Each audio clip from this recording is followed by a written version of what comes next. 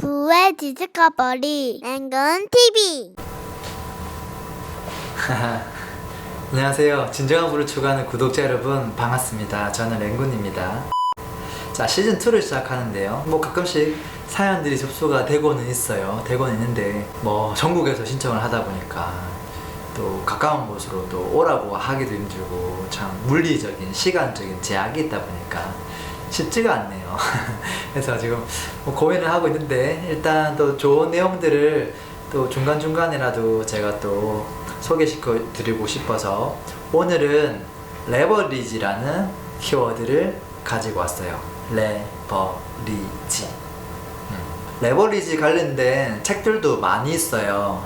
저는 그 책들을 그렇게 열심히 읽지는 않았어요. 그렇지만 레버리지라는 단어에 대해서는 그 어떤 사람들보다도 고민을 많이 한 편에 속할 거예요. 제가 그동안 고민했던 것들 다 풀 수는 없겠지만 그래도 되게 중요한 포인트에 대해서는 말씀드려 볼게요. 퀴즈. 자, 퀴즈 나가요. 여러분이 부자가 될 가능성, 그 가능성을 어떻게 판단할 수 있냐면, 이번 달 한 달 동안 레버리지를 발휘하기 위해서 어떻게 해야 되는지 고민을 한 시간이 얼만큼인가요? 라고 이제 물었을 때, 그게 저는 한 달 동안 레버리지에 대해서 생각한 적이 없는데요 라고 하면 절대 부자가 될 수가 없어요. 그건 확실해요. 왜 그런지 제가 설명해 볼게요. 다 듣고 나면 공감이 될 수도 있고 안 될 수도 있는데, 안 되시는 분들은 제가 어쩔 수가 없어요. 자, 레버리지라고 하면, 레버리지라는 단어 자체가 우리가 초, 중, 고, 대학교 사회생활을 하면서까지도 익숙하지 않은 단어예요.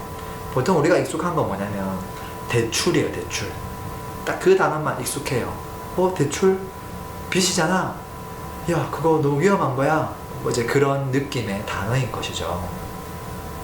레버리지 중에 사실 돈도 중요한 요소이긴 해요.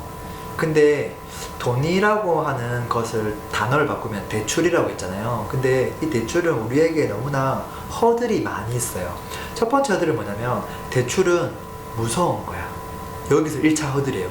대출을 받아본 적도 없고 받을 생각도 없으면서, 자기가 무서운 걸 경험해 본 적도 없으면서 계속 만나는 사람들한테 또는 우리 자녀들한테 대출은 무서운 거야. 대출은 무서운 거야. 대출은 나쁜 거야. 이제 라고 자꾸 이제 말을 내뱉고, 나도 그 프레임에 계속 갇히는 것이죠.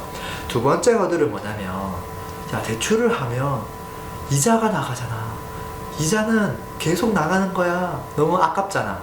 이게 2차 허들이에요. 재미난 거 뭐냐면요, 대출을 했으면 그 돈을 굴리기 위해서 대출을 한단 말이죠. 그럼 그 돈이 굴러가서 이자보다 더 많은 수익을 낼 수 있는 방법이 뭘까에 대해서는 생각하지 않고 무조건 나가는 그 이자에 대해서 무서워하는 거예요. 이게 어떤 거랑 비슷하냐면, 자, 내가 자가 마련을 할 우리 집, 내가 실거주할 집을 만약에 구매한다고 보자고요. 집을 구매해서 그냥 행복하게 살면 돼요. 근데 집을 구매하는 순간 보유함에 따라 재산세가 나가죠. 그 재산세가 꼭 이자 같은 느낌이 든단 말이에요. 이거 매년 재산세가 나가네? 이게 아까워서 집 못 사겠어 하면 집을 사면 안 돼. 그러면 이제 집을 보유함에 따른 이 가격이 상승하는 거에 대한 가능성을 깡그리 무시하는 것이죠. 물론 집값이 오를 수도 있고 내릴 수도 있지만 사실은 가능성이 충분히 있는 것이거든요. 무조건 재산세가 무서워서 절대 하면 안 돼, 이제 그게 맞는 건 아니라는 거예요. 자, 그게 두 번째 허들이고요. 세 번째 허들은 뭐냐면, 금리가 앞으로 오를 거래. 이게 세 번째 허들이에요. 그러니까 처음에 무서워서 안 된다, 이자가 나가니까 안 된다, 근데 또 앞으로 금리가 오르니까 안 된다. 그러면 금리가 내릴 때는 가능했나요? 내릴 때도 안 가능했잖아요. 물론 지금 이제 미국은 금리를 올리고 있고 우리나라도 당연히 올릴 가능성이 다분하죠. 다분한데 이게 하루에 하나씩 올리는 게 아니라 시간이 걸리면서 조금씩 올라간단 말이에요. 그러니까 이게 5% 금리가 10%, 20% 올라가는 게 아니라 1% 금리가 1.5, 2%, 2.3 이렇게 올라가기 때문에, 그것도 시간 텀을 두고 가기 때문에 무조건 지금부터 시작도 하기 전에 불안해할 요소는 아니라는 거예요. 제가 이 얘기를 왜 하냐면 이거를 뭐 대출을 많이 하고 레버리지를 무조건 하라는 이야기가 아니에요. 레버리지에 대해서 공부를 하라는 이야기를 꼭 드리고 싶은 거예요. 어떤 공부를 해야 되죠? 잘 봐요. 레버리지를 하는 방법. 그러니까 만약에 부동산을 예를 들어보면 매입하는 방법이 그냥 단순히 소유권 이전을 통해서 매입을 하느냐 아니면 경매라는 툴을 이용해서 매입을 하느냐에 따라 또 종목이 어떤 종목이냐에 따라 내가 레버리지 할 수 있는 범위, 그러니까 대출 한도가 달라져요. 예를 들어서 상가를 경매로 낙찰받아서 만약에 대출을 일으키면 몇 프로까지 가능할까?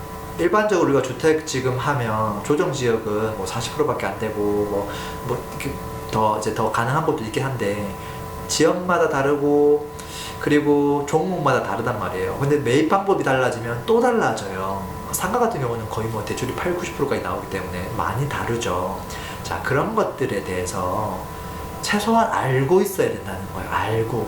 알고 있어야 내가 꼭 필요할 때 활용할 수가 있겠죠. 그리고 활용을 안 하더라도 그 정보만 알고 있으면 이 정보를 필요로 하는 사람들이 너무나 많아요. 그 정보를 안내해주면 너무나 좋겠죠. 자, 그것만 있나요? 대출을 진행하고 싶은 사람이 개인이냐 또는 법인이냐에 따라 그 한도도 틀려요. 한도만 틀린가요? 상품도 틀려요. 상품만 틀린가요? 형태도 틀려요. 예를 들어서 개인 같은 경우는 받을 수 있는 게 뭐 부동산으로 이제 담보를 해서 담보 대출을 받거나 뭐 전세 자금 대출을 받거나 신용 대출을 받거나 이 정도라고 하면 법인 같은 경우는 운용 자금으로 대출을 할 수도 있고 신용으로도 할 수도 있고 시설 자금으로 할 수도 있고 뭐 그 외에 뭐 청년 자금 지원부터 시작해서 한 100가지 유형의 이 자금들을 받아낼 수 있단 말이에요. 그리고 받아낼 수 있는 대상도 달라요. 개인으로 하면 보통 우리가 돈 필요하면 그래 은행에다 얘기하면 되지, 신용이 안 좋으면 사채업자한테 빌리면 되지, 이 두 가지밖에 모르잖아요. 근데 법인 같은 경우는 뭐 공공기관부터 시작해서 정말 다양한 단체에서 사실은 뭐 대학교뿐만 아니라 또 여러 군데에서 자금을 지원해 주려고 해요. 뭐 벤처 투자 그쪽도 마찬가지고요. 그러니까 봐요. 돈에 대한 레버리지라고 처음 딱 시작을 했는데 우리가 알아야 될 분야가 너무나 많은 거예요. 진짜 너무나 많아요. 각 한 가지 단어에 대한 것들이 전부 다 3시간 이상짜리 특강으로 다 있어요. 다 있단 말이에요. 그러니까 그 사람들은 얼마나 많은 지식을 갖고 있기에 그것들을 3시간을 압축해서 사람들에게 제공하는 걸까요? 왜 우리는 그것들에 대해서 아무 생각 없이 그냥 지내는 걸까요? 자, 두 번째 파트 2에 대한 이야기를 해보죠. 자, 레버리지에 있어서 돈만 있나요? 사람, 인적 자원에 대한 레버리지도 있죠. 사실 그것 돈보다 인적 자원이 더 중요해요. 사실은. 잘 봐요. 우리가 어떤 일을 진행할 때 혼자서 진행할 수 있는 일은 거의 없어요. 그렇지 않나요? 혼자서 할 수 있는 일, 뭐 예를 들어 뭐 뜨개질 하는 거 있죠. 근데 뜨개질을 예를 들어서 뭐 이걸 만든 걸 팔려고 하는데 사람들 신청을 많이 하면 어떻게 해야 돼요? 이걸 내가 다 못 만들잖아요. 그러면 이걸 만들 수 있는 나랑 같이 옆에서 만들어줄 수 있는 동업자가 있거나 아니면 내가 조금 간단한 기술을 알려줬을 때 이 사람이 만들 수 있는 직원이 있거나 뭐 그게 있어야 이걸 막 생산해낼 거 아니에요. 결국은 혼자서 할 수 있는 일은 거의 없어요. 물론 돈이 없어서 할 수 없는 것도 많지만 돈이 없어도 할 수 있는 일들 중에 인적 자원이 너무 부족해서 할 수 없는, 조금밖에 할 수 없는 일들이 많아요. 그러면 이제 어떻게 해야 되죠? 가장 간단한 첫 번째 방법은 함께 할 사람을 만나야 돼요. 근데 나랑 비슷한 어떤 아이디어를 가지고 그 일을 진행할 수 있는 사람을 전국에서 찾으려고 하면 너무 힘들 거예요. 그런 사람을 어디 가서 찾을 수 있는지 혹시 알고 계세요? 그런 것들 매달 고민해 보신 적 있어요? 만약에 그게 전혀 그런 서비스가 없다고 하면 그런 서비스를 만들면 대박 나겠죠. 근데 만약에 그런 게 있다고 하면 이미 누군가가 그런 것들을 캐치한 것이죠.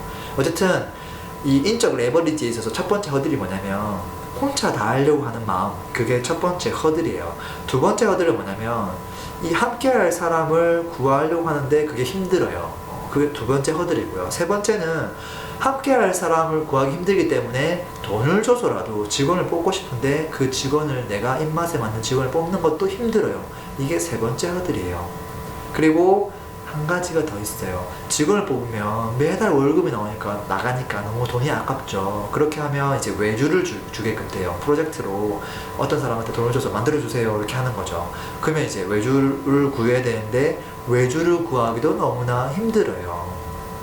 이렇게 네 가지 허들이 존재해요. 그리고 재미난 건요, 외주를 구하려고 하는 사람들을 위한 서비스가 이미 만들어져 있어요. 예를 들어서 IT 같은 경우는 뭐 위시캣, 뭐 크모, 뭐 이런 업체들이 이미 그 역할을 해주고 있어요. 그리고 아까 스타트업이나 또는 함께 할 직원들을 뽑고 싶은 사람들을 위해서는 뭐 로켓펀치부터 시작해서 요즘 이런 신생 기업들이 이미 만들어지고 있어요. 아마도 앞으로 엄청난 성장을 하지 않을까 싶고요. 자, 제가 크게 몇 가지 이야기했죠.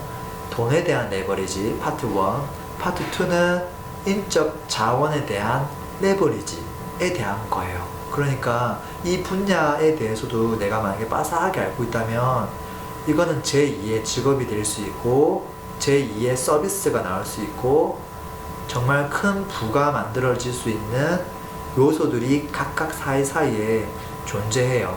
내가 그 서비스를 직접 운영하지 않는다고 하더라도 최소한 어떤 것들이 있고 내가 필요할 때 어떤 거를 적시적소에 이용할 수 있는지에 대해서는 알고 있어야 돼요. 그러니까 공부를 좀 해야 돼요. 이 공부하는데 최소한 1년 정도는 제가 봤을 때 걸려요. 그리고 내가 성장하면서 이 규모가 커지거나 그러면 내가 이용할 수 있는 것들이 더 생기기 때문에 시간이 지나면 지날수록 그거에 대한 이해도가 더 높아지겠죠.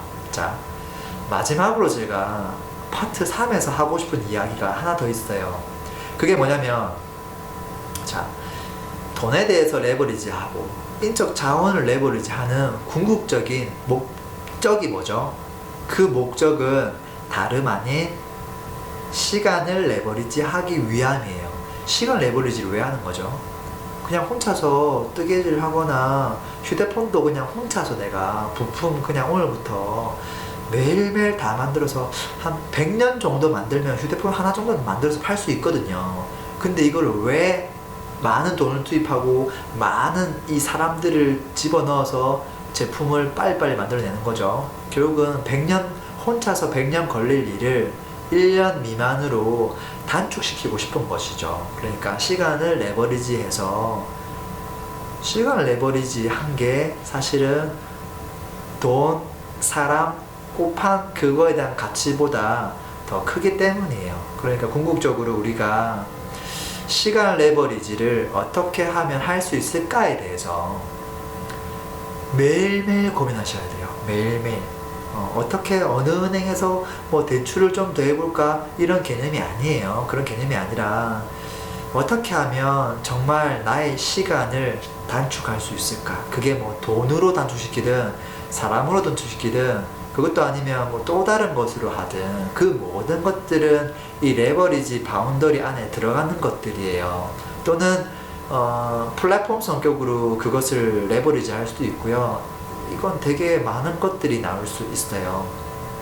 그래서 어쨌든 결론적으로는 기본적인 공부, 자료조사, 그리고 그걸 내가 활용해보는 거, 어떻게 하면 그게 가장 효율이 높은지 그것을 직접 해보고 조금 바꿔보고 나만의 그 최적화 레버리지로 노하우를 쌓아가는 게 좀 필요하다고 생각들어요. 제가 만났던 어떤 분은 이런 분이 있었어요. 직장인인데 너무 바쁜 거예요. 그 팀장급으로 뭐 일을 하고 있고 근데 뭔가 제2의 인생을 준비하고 싶은데 직장이 너무 바쁘다 보니까 준비할 시간이 요만큼도 없는 거예요.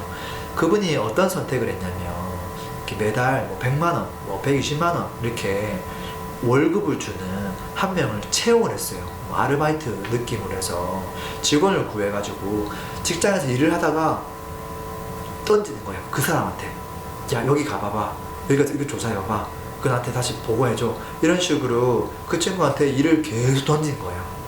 한 달, 두 달 이제 일을 계속 시키니까 내가 평상시에 하고 싶었던 일들을 이 친구를 통해서 해 나가는 거죠. 그러니까 가능성도 좀 타진해보고 기초 자료도 좀 만들어보고, 물론 가장 핵심적인 것들은 본인이 해야 되겠지만 사실 우리가 하는 것들 중에 아이디어가 이만큼이라면 나머지 것들은 이렇게 막 발로 뛰어야 될 것들이 너무나 많거든요. 그러니까 뭐 한 달 100만 원, 물론 되게 작은 금액은 아닐 수 있어요. 근데 1년에 뭐 1000만, 뭐 1200만 원, 내가 살면서 뭐 1년 동안 1200만 원이라는 돈이 뭐 없어도 큰일 나지 않는다면, 그렇게 해서 레버리지 해서 가능성을 맛볼 수 있다면 굉장한 의미가 아닌가 싶어요. 시작도 못하는 것보다 그렇게라도 해서 내가 하고 싶은 것들을 이것저것 시켜보는 것, 그게 어떤 연습이 되냐면 사람을 어떻게 일을 시킬 수 있는가, 어떤 식으로 일을 시켜야 되는가. 근데 가만히 살펴보면, 만약에 제가 어떤 분한테 제가 아는 사람을 한 명 붙여드리겠습니다, 공짜로. 근데 이분에게 한 달 동안 어떤 일을 시키겠어요? 라고 물었을 때 저는 뭐 시킬 게 없는데요? 라는 분들도 많을 거예요. 그건 무슨 말이에요? 되게 슬픈 일이에요.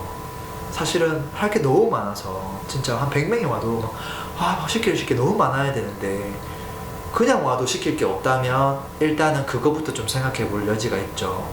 어떤 거부터 내가 할 수 있는지. 근데 그 일이라고 하는 게 완벽한 일이 아니라 가능성을 좀 타진해보는 일들은 얼마든지 해볼 수 있거든요. 근데 그걸 자기가 귀찮으니까 안 하니까, 그렇게 해서 좀 사람을 레버리지 해서라도 조사를 하시면 좋겠고, 궁극적으로는 돈 그리고 인적 자원에 대한 레버리지를 어떻게, 어떤 방법으로, 어떤 유형으로, 어떤 형태가 됐을 때 더 많이 잘 받을 수 있는지에 대해서도 스스로 좀 공부하고 하시면 좋을 것 같아요. 저도 뭐 과거부터 시작해서 지금까지도 사실 여전히 공부하고 있어요. 여러분들과 함께 공부해 나갔으면 좋겠고, 또 시청자분들 중에서 또 그런 부분에 대해서 또 많이 아시는 부분들이 있다면 또 저에게도 조금 힌트도 주시고 하시면 좋을 것 같아요. 자, 오늘은 레버리지에 대해서 좀 말씀드렸습니다. 고맙습니다. 이상은 행군이었습니다. 부의 지식가버리 랭근 TV